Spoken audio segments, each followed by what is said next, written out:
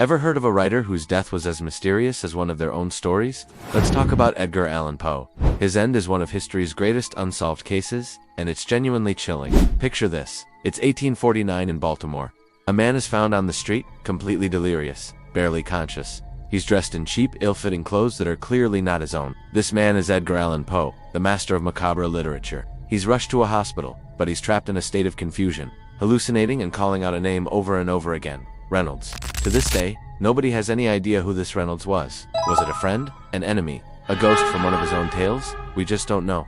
Just 4 days later, Poe was dead. He never regained enough lucidity to explain what had happened to him. He couldn't tell anyone where he'd been, why he was in Baltimore, or how he ended up in another man's clothes. The official cause of death was listed as congestion of the brain, which was a vague term used for all sorts of things back then, from alcoholism to a brain tumor. But things get even stranger. After his death, all of his medical records, including his death certificate, mysteriously vanished. It's like someone wanted to erase the truth.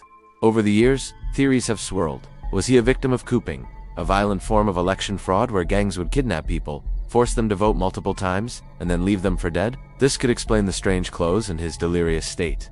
Others suggest rabies, a brain tumor, or even murder. One of his literary rivals, Rufus Griswold, published a scathing obituary and biography that painted Poe as a depraved madman. But many believe Griswold himself had something to hide and might have been involved. The mystery doesn't end with his death. For over 70 years, a bizarre tradition unfolded at his gravesite in Baltimore. Every year on Poe's birthday, a shadowy figure, completely cloaked in black with a wide-brimmed hat and a white scarf, would visit the grave. This person, nicknamed the Poe Toaster, would leave behind 3 red roses and a half-empty bottle of cognac. This ritual continued like clockwork from the 1940s, all the way until 2009. Then, just as mysteriously as it began, it stopped. The toaster never appeared again. No one ever identified who this person was or why they did it for so long. Even now, visitors to his grave report strange occurrences. Some claim to hear faint whispers carried on the wind, while others have sworn they can hear the distant sound of a typewriter clicking away in the dead of night, as if Poe himself is still trying to finish one last story. It's as if the master of suspense couldn't resist leaving us with one final, unsolvable puzzle. He wrote so much about madness, premature burial, and unexplained death, and in the end, he became the protagonist of his own dark tale.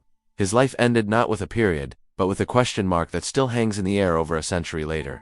What do you think happened to Edgar Allan Poe? And which country's dark mysteries should I explore next? Let me know in the comments below. Thanks for watching, and don't forget to subscribe for more strange stories.